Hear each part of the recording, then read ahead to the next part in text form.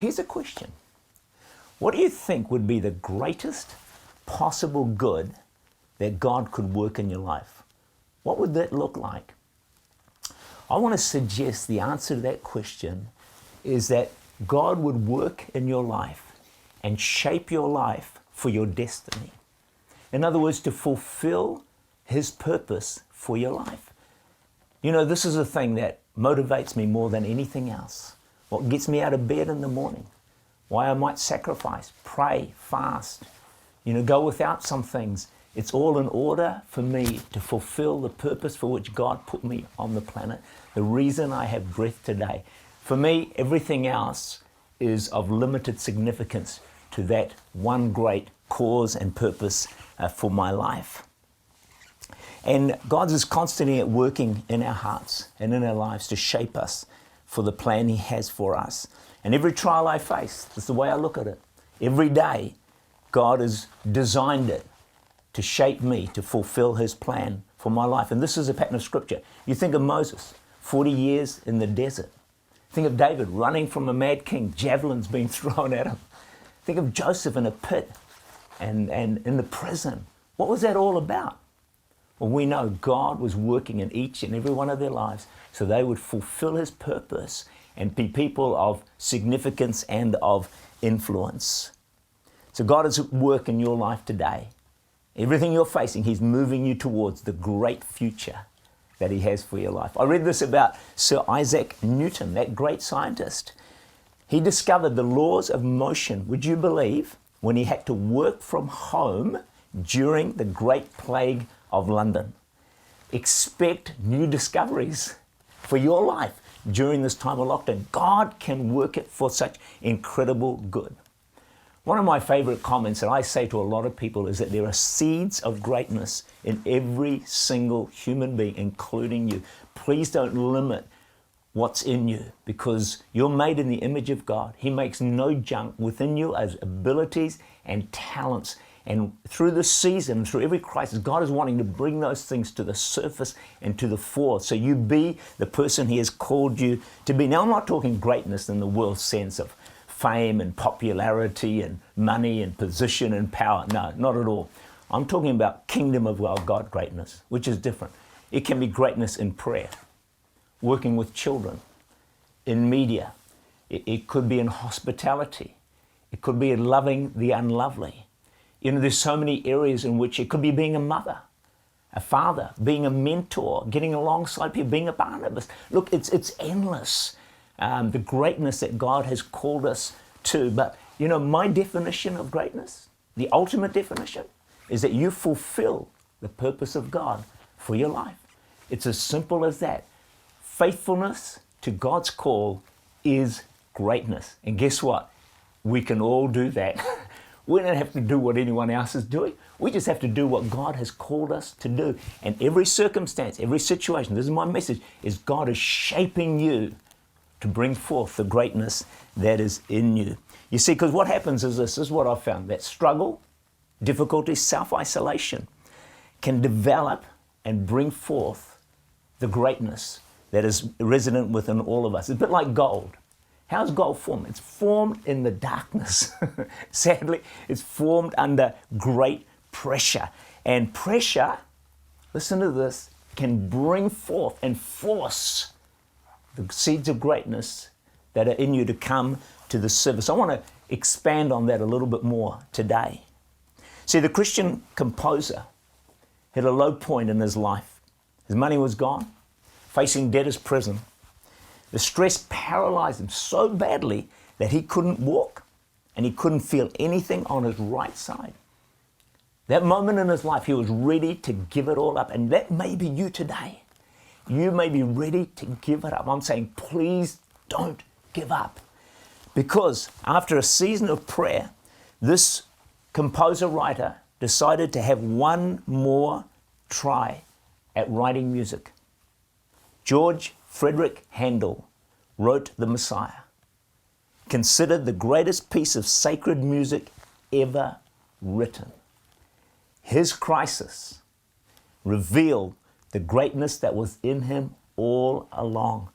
I'm telling you, God is wanting to bring forth the greatness that is in your life and also in my life. See, in any crisis, think about this. The devil's goal is the opposite. What does he want to do? He wants to abort the seeds of greatness before they bear fruit. Please don't give him that privilege and that honor. Let your crisis bring forth what God has put in you, because there's more to your life than currently shows. There's a lot more to come out yet. There are great days, honestly, ahead for you. So here's some lessons, or a lesson from the butterfly. Now, most of you know that before a caterpillar emerges into what it was created to be, a beautiful, beautiful butterfly, what happens is it has to go into a cocoon. It goes into shutdown, if you like. It goes into lockdown. Why? For essential transformation to take place inside it, so it can emerge what? Into its, you got it, destiny. What it was created to be. But the key for the caterpillar is this. It's got to stay in that cocoon. Shut down, lockdown, crisis, if you like. Hemmed in by circumstances until the necessary transformation has taken place in its life. I guess that's why someone like Moses is 40 years in the desert, and hopefully that's not going to be true for you. You know, Joseph, 10 years plus, David, 10 years plus. They had to stay in their circumstance, the confinement, until the necessary transformation had taken place. And so that's what the caterpillar has to do. Now, the danger is, if the caterpillar, and people have tried to help caterpillars out of the cocoon, the danger is if you let it out too early, the problem is it can't fly. Because the confinement was to strengthen its wings, give it strength, so when it emerged at the appointed time, it would fly like a beautiful butterfly. Think about this.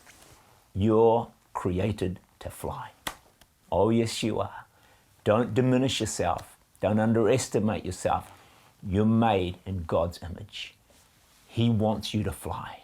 And right now, if you allow what's happening in your life to shape you and mold you, you're going to fly for sure. I was outside the other day, my home, and I was looking at this fence, and this photo is going to come up for you on the screen. And I saw this beautiful flower poking through the fence. And I thought, this is amazing. This flower, it's in restriction, it's in confinement, it's having to get itself through the crack in the fence. There's no fertile soil around it. And yet, despite all that, it was able to bloom and become a beautiful flower. I was thinking about this, and the thought that came to my mind was that in God's creation of that flower, He put within it the ability to break through restriction, confinement, desert, if you like, and bloom where it was planted. Now think about this.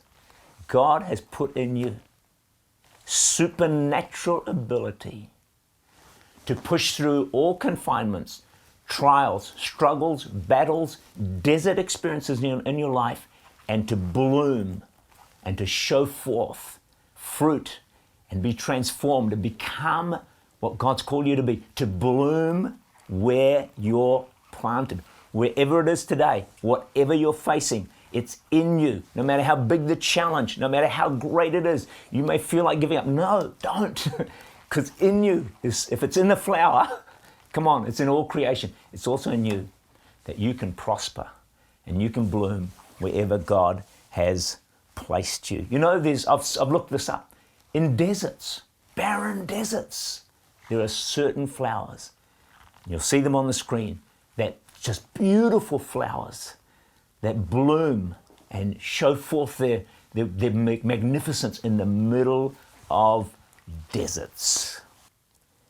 In every circumstance of life, God is shaping you, shaping me, and shaping the church for the wonderful destiny that He has for us.